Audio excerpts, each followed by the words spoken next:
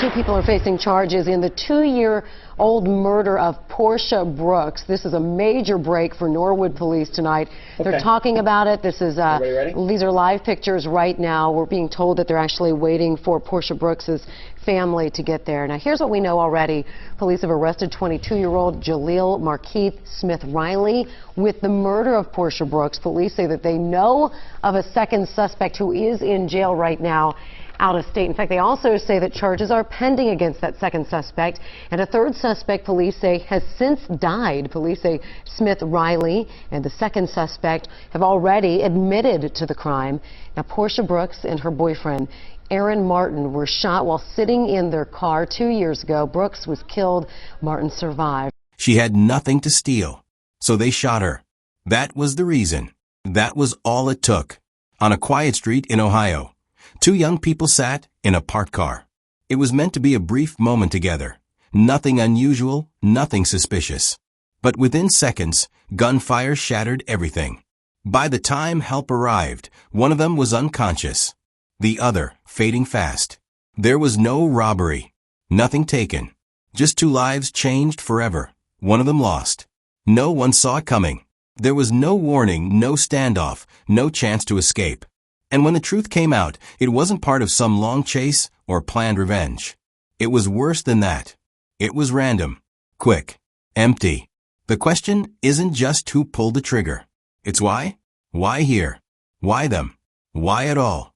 This case didn't make national headlines. You probably never heard her name. But once you do, you won't forget it. Because what happened in that car wasn't just a crime. It was a turning point for a mother, for a boyfriend, for a family that still can't make sense of what was taken from them. And the deeper you go into this story, the harder it becomes to walk away from it unchanged.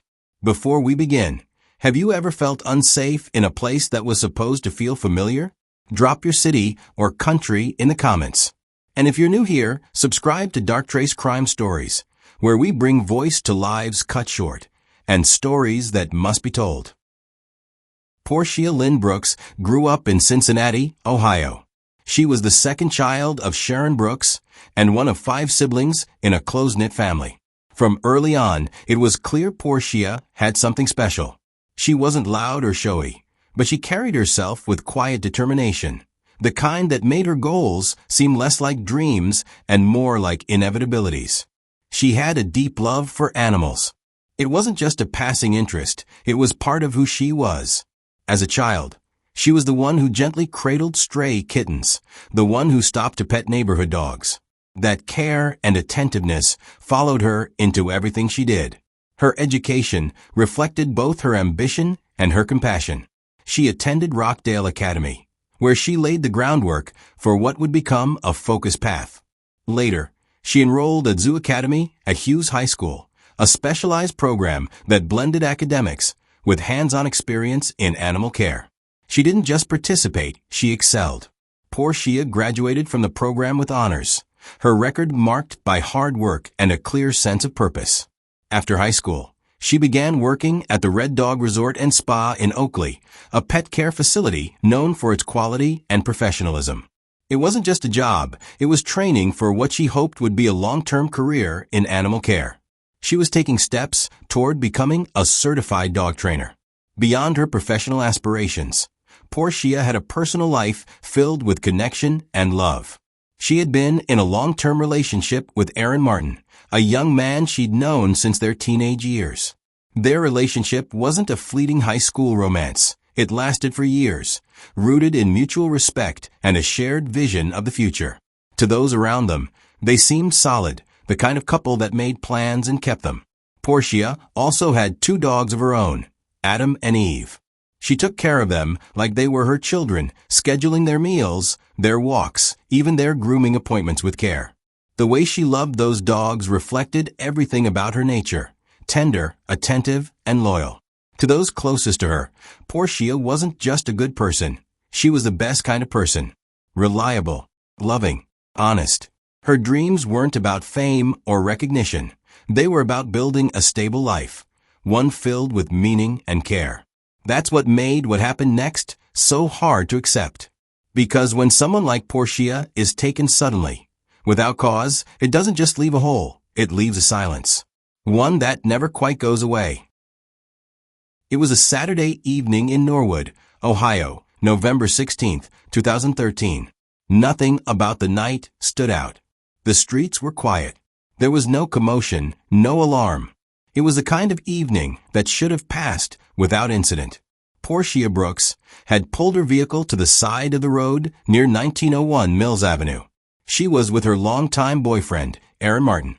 The two had spent much of the day together, and now they were sitting in the car, sharing a private moment.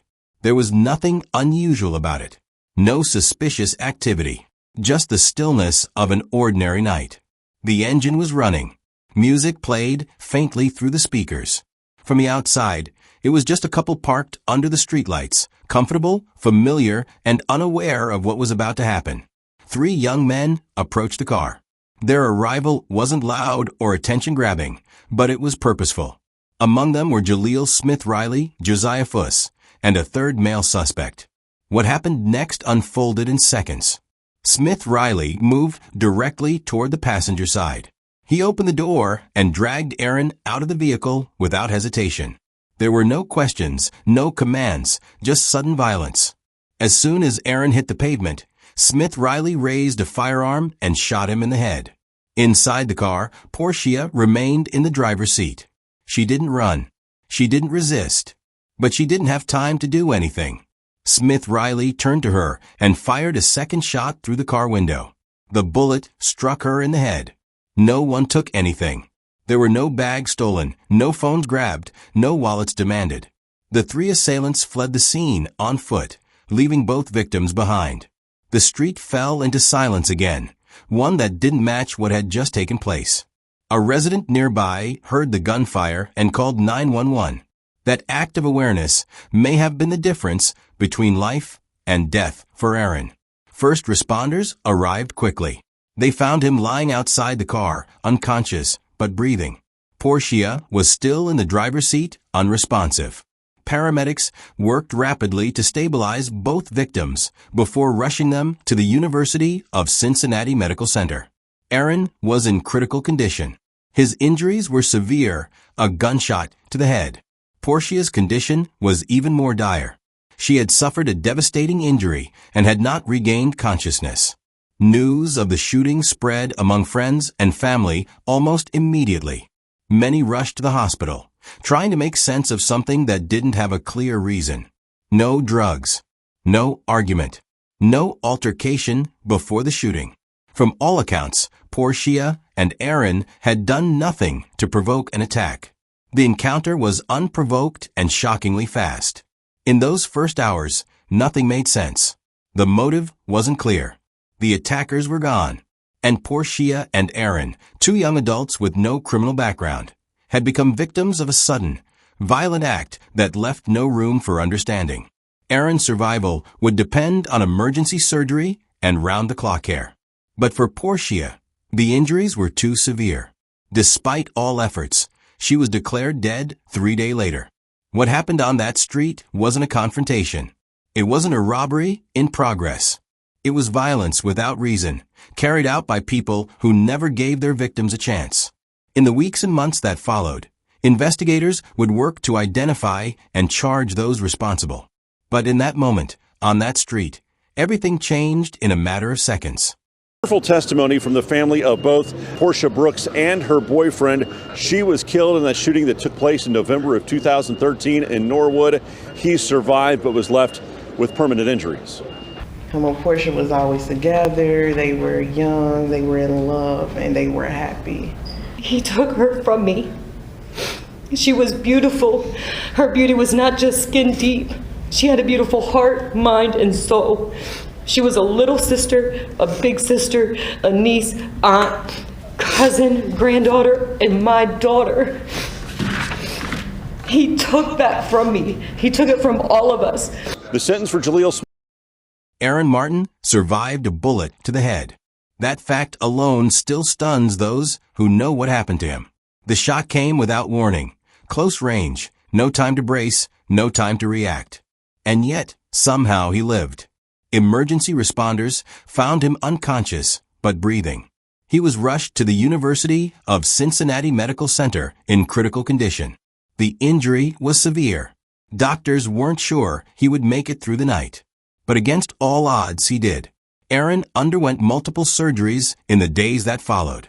His condition slowly stabilized, but the damage was permanent. He would go on to suffer long-term physical effects, some visible, some hidden.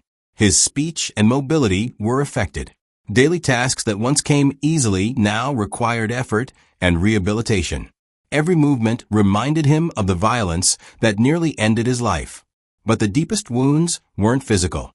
When Aaron woke up in the hospital, Porshia was already gone. She had died from her injuries 3 days after the shooting. The person who had been by his side that night, his girlfriend, his friend since they were teens, was no longer there. The pain of losing her hit hard. In his own words, "It hit me hard, unimaginable." The shock of survival was compounded by grief. He hadn't just been shot. He had watched his future disappear in a single moment. Before the attack, Aaron had been preparing for a career in public service. He wanted to be a firefighter. He had dreams of serving his community, of building a life with purpose. That vision was taken from him. The physical toll of the injury meant he could no longer pursue that goal. The future he and Porshia had talked about was gone, replaced by recovery, limitations, and loss. His recovery has been slow and deeply personal. For a long time, Aaron stayed out of the public eye. When he did speak, it was clear how much he carried, not just the trauma of the attack, but the burden of surviving it. He was left with the memories of that night, the sound of the gunfire, and the last time he saw Porshia alive. There's no returning to life as it was before. Surviving something like this changes everything. How you move, how you speak, how you live. But it also raises questions many people never have to answer. What would you do if you survived something like this? Do you think you could ever move on? Drop your thoughts below. And if this story is hitting you, please like this video. It really helps others discover stories like Porshia's. For months, the faces behind the violence remained unknown. Norwood police faced a case with a tight timeline and no clear leads. The crime was sudden. No witnesses came forward immediately, and the perpetrators had vanished into the night. For nearly 2 years, the investigation dragged on. It was neither fast nor straightforward. Investigators leaned heavily on piecing together even the smallest details. They reviewed footage from nearby businesses and homes, searching for any moment when someone might have recorded the attackers slipping into view. They canvassed neighbors, asking if anyone had seen cars drive off or heard muffled footsteps. They sifted through these details, chase after dead ends, until a critical tip appeared. A caller, responding to a Crime Stoppers appeal and public pleas the police had put in place, gave new direction. From that tip, surveillance and witness statements converged. Law enforcement identified Jaleel Markeith Smith Riley as the gunman. They also traced his path to Josiah Fuss, who'd previously been incarcerated in another state, and a third male suspect, later determined to be deceased. This third man was never formally charged because of his death, but his role was confirmed through interviews and corroborating evidence. In November 2015, nearly 2 years after the shooting, the arrests were made. Smith Riley was taken into custody in Cincinnati and charged with aggravated murder, attempted murder, aggravated robbery, and felonious assault. Prosecutors quickly announced they would seek the death penalty if convicted, a move reserved for the most serious crimes. Meanwhile, Fuss was found in another state and also brought into custody on related robbery charges. Norwood Police Lieutenant Ron Murphy called it a crime of opportunity, not premeditated murder, but a moment seized in the belief they'd find something valuable. Porshia and Aaron had nothing of value with them. That misunderstanding spelled disaster. At a press conference that night, the Brooks family, already shattered, showed a mix of relief and sorrow. "The last 2 years have been pure hell," said Porshia's mother, Sharon. "Today begins a new chapter." Her husband, Thomas, added, "There's nothing like losing your kids." Aaron, still coping with his physical and emotional injuries, stood by silently. His survival and ongoing pain were a reminder that even with arrests, Healing doesn't come easy. He's still shaken up, Murphy said, adding that the emotional impact will last for years. Investigators credited not just surveillance and reports, but public cooperation. Flyers, video loops, and social media appeals prompted residents to call tip lines with details that eventually brought the suspects into view. The Southwest Ohio Violent Crime Task Force, Hamilton County Sheriff's Office, and Ohio Bureau of Investigation all played roles in tracing the trio's movements and accomplice network. With their identities confirmed and arrests made, the community began to exhale. For Sh0t and Fuss, legal consequences loomed large. The man who murdered a 20-year-old Norwood woman will be sentenced. Fox 19 Nell's Sarah Selly is live in Norwood with more on this strange case and how much time the killer could face. Yeah, good morning to you. And that sentencing happens here at the Hamilton County Courthouse, and it's for Jaleel Markeith Sh0t. He pleaded guilty last month to avoid the death penalty in this case. Norwood police saying in November of 2013, Riley and two other suspects shot Porshia Brooks and her boyfriend Aaron Martin while they sat in a parked car. Brooks died, but Martin survived. Now Riley is going to be sentenced today at 8:30 this morning. A second suspect already in jail in another state, and a third suspect is dead. Riley could face as long as life in prison. That is something that Porshia's family hopes will happen. Investigators believing that the motive in this case really was a robbery, and we're going to stay on top of this. We'll bring you more information live as the sentencing happens. Reporting live, Sarah Selly, Nearly Fox 3 19. years had passed since the shooting on November 16, 2013. In that time, investigators worked tirelessly, but justice, while delayed, was slowly moving forward. The courtroom became the stage for a final reckoning. On September 19, 2016, Jaleel Sh0t, the man who pulled the trigger, entered a guilty plea in Hamilton County Common Pleas Court. He pleaded guilty to aggravated murder for killing Porshia and attempted murder for shooting Aaron. Prosecutors had signaled they would pursue the death penalty. By pleading guilty, Sh0t avoided that possibility, but he still faced life in prison without parole. When sentencing day arrived, emotions were raw. Sh0t's attorney asked to withdraw the plea, triggering renewed uncertainty. But that request was denied by Judge Charles Kubicki. Legal maneuvering ended, final decisions were made, and the death penalty was taken off the table. The judge announced the sentence: life without the possibility of parole. At that moment, Sh0t's composure crumbled. He collapsed to the courtroom floor, crumpled to his knees, and cried openly as deputies led him away, a dramatic collapse that underscored the weight of his fate. The courtroom was a sea of emotion. Porshia's family, present with her ashes, watched as justice reached finality. One by one, they spoke with pain and hope.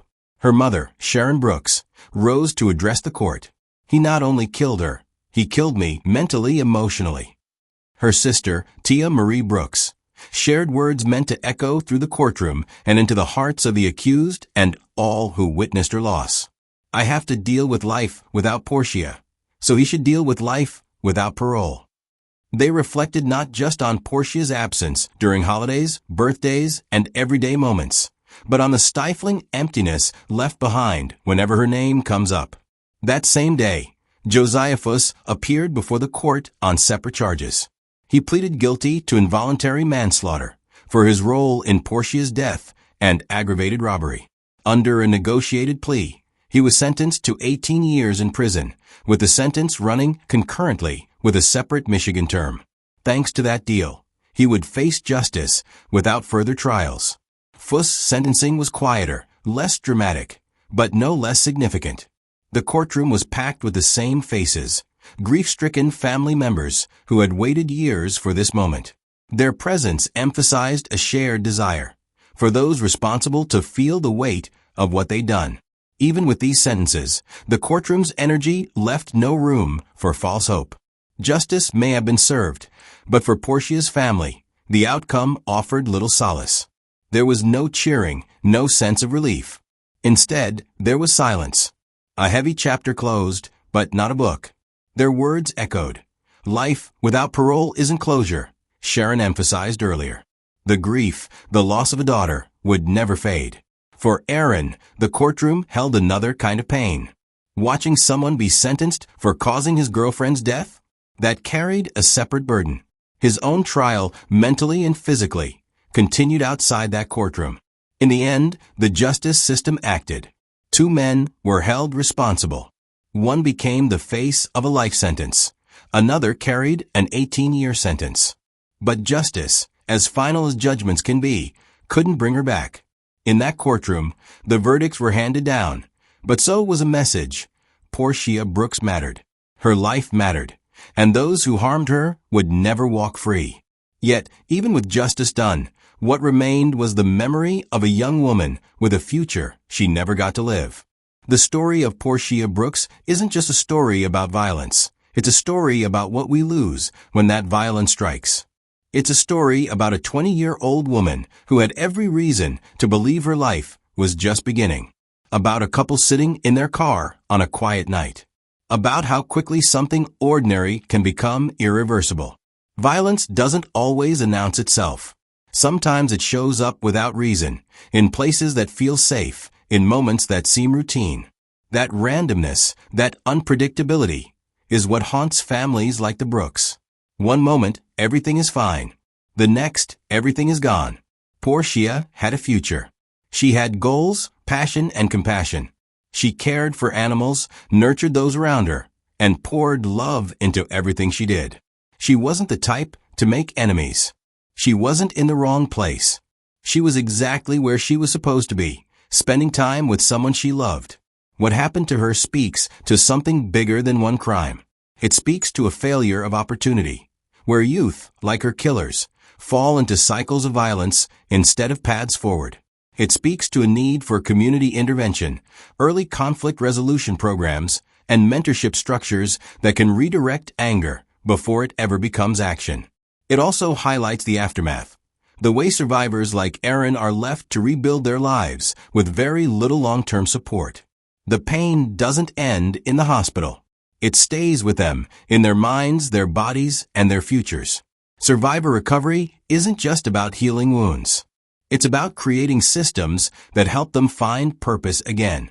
And for families like Porshia's, who now live with absence every single day, it's a reminder that headlines often fail to capture the full weight of a life. Behind every name is a person with a story, with love, with laughter, with purpose. Porshia Brooks wasn't just another young woman lost to violence. She was a daughter, a sister, a caregiver, a dreamer. She mattered. Her story asks us all, how can we protect lives like hers before they're taken? How do we build communities where potential isn't left to chance? Where care, not chaos, defines the path forward. Porshia Brooks had so much to give. Her life should have been about care, not tragedy. If this story moved you, please share it, leave a comment for her family, and subscribe to Dark Trace Crime Stories so more people hear the voices behind the violence. At Dark Trace Crime Stories, we believe names like Porshia's deserve more than just a headline. They deserve to be remembered for who they were, for what they gave, and for what the world lost when they were taken. Thank you for watching. Thank you for listening. And above all, thank you for remembering Porshia Brooks.